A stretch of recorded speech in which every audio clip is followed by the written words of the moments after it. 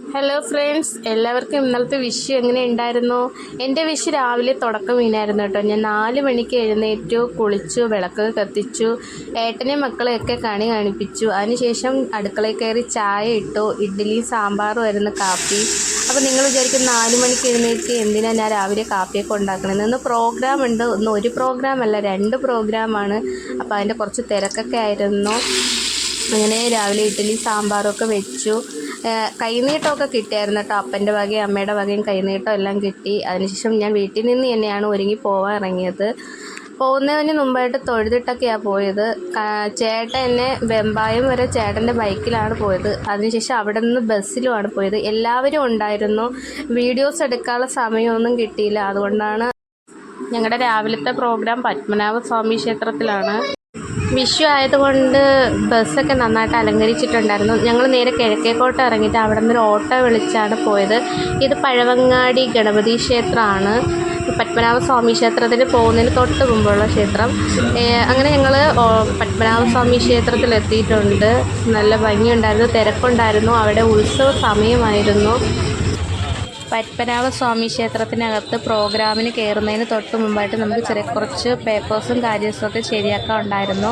പിന്നെ നമുക്ക് പുറത്തു നിന്നുള്ള കാഴ്ചകൾ മാത്രമേ ഇതുപോലെ വീഡിയോസ് എടുക്കാൻ പറ്റുള്ളൂ. അകത്ത് ഫോണൊന്നും കൊണ്ടുപോകാൻ പറ്റത്തില്ല. ഫോണായാലും ബാഗായാലും നമുക്ക് കൊണ്ട് കയറാൻ പറ്റില്ല. അതുകൊണ്ട് അവിടെ ഒരു കൗണ്ടറുണ്ട്. ആ കൗണ്ടറിൽ ബാഗും ഫോണും എല്ലാം സൂക്ഷിക്കാൻ കൊടുക്കണം. അതിന് അവിടെ പൈസ അടച്ച് രസീത് മേടിക്കണം. 11 മണിയായപ്പോൾ തന്നെ ഞങ്ങൾ പ്രോഗ്രാം എല്ലാം കഴിഞ്ഞ് ക്ഷേത്രത്തിന് പുറത്തിറങ്ങി. എല്ലാവരും വിശന്ന് കറങ്ങിയിരിക്കുകയായിരുന്നു. അങ്ങനെ ഞങ്ങൾ അടുത്തൊരു ഹോട്ടലിൽ കയറി ഫുഡെല്ലാം കഴിച്ചതിന് ശേഷം തിരിച്ച് വീട്ടിലോട്ട് വന്നു. പിന്നെ വീട്ടിൽ നിന്ന് വന്നതിന് ശേഷം ഡ്രസ്സെല്ലാം മാറി ഒന്ന് കുളിച്ച് ഫ്രഷായിട്ട് അടുത്ത യാത്ര തുടങ്ങാനുള്ള ഒരു സമയമായിട്ട് നിൽക്കുകയായിരുന്നു. അടുത്ത യാത്ര എൻ്റെ വീട്ടിലോട്ടായിരുന്നു. വൈകുന്നേരം പ്രോഗ്രാം ഉള്ളത് കൊണ്ട് മക്കളെ എൻ്റെ വീട്ടിലാക്കാൻ വേണ്ടിയാണ് പോയത്.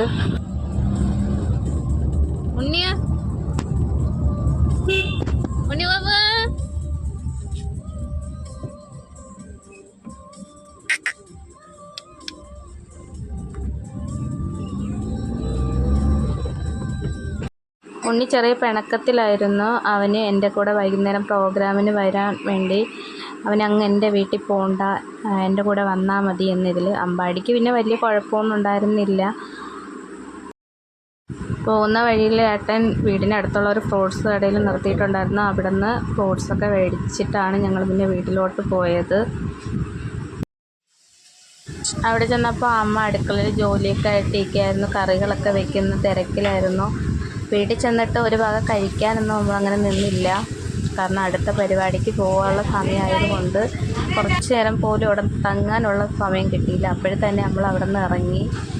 ഭയങ്കര പാചകത്തിലായിരുന്നു അമ്മ. ഇനി ആരും അമ്മയെ കാണിച്ചില്ല എന്ന് പറയരുത്, ഇതാണ് എൻ്റെ അമ്മ.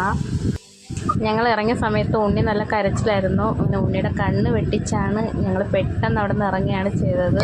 അതിനുശേഷം ഞാനും ചേട്ടനും തിരിച്ച് വീട്ടിലെത്തിയതിന് ശേഷം വീണ്ടും ഒരു കുളിയും കൂടി പാസ്സാക്കി ഒരു കട്ടനും കുടിച്ച് കണ്ണപ്പൻ്റെ ഒരു അടിപൊളി പാട്ടും കേട്ടിരുന്നു.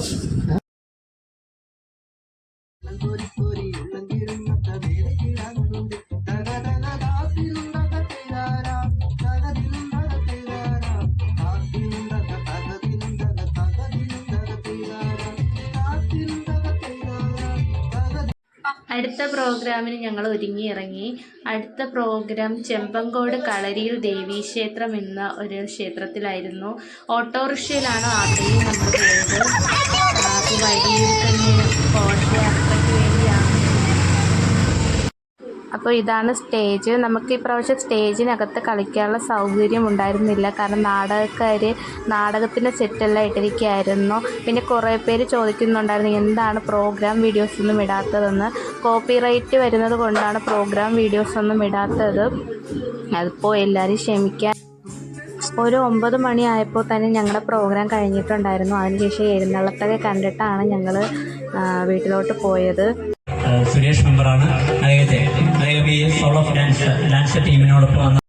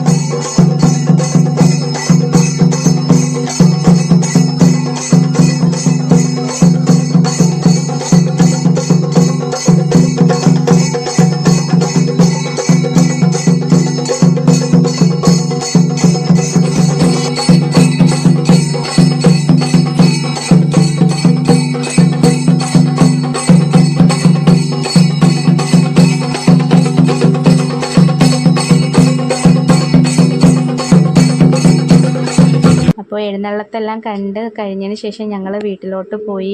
അപ്പോൾ വിഷുദിനമായിട്ട് എനിക്ക് കറക്കമായിരുന്നു. ഒരു ഗ്ലാസ് വെള്ളം കുടിച്ചുകൊണ്ട് വീട്ടിൽ നിന്ന് ഇറങ്ങിയതാണ്. ഫുഡൊന്നും കഴിച്ചിട്ടുണ്ടായിരുന്നില്ല. ഇനി വീട്ടിൽ ചെന്നിട്ട് വേണം വല്ല കഴിക്കുക, സുഖമായിട്ട് കിടന്നുറങ്ങുക. അപ്പോൾ വീഡിയോ ഇഷ്ടമായാൽ എല്ലാവരും ലൈക്ക് ചെയ്യുക, ഷെയർ ചെയ്യുക, സപ്പോർട്ട് ചെയ്യുക. അപ്പോൾ അടുത്ത വിശേഷങ്ങളുമായി ഇനിയും നമുക്ക് കാണാം. അതുവരെ ബായ്.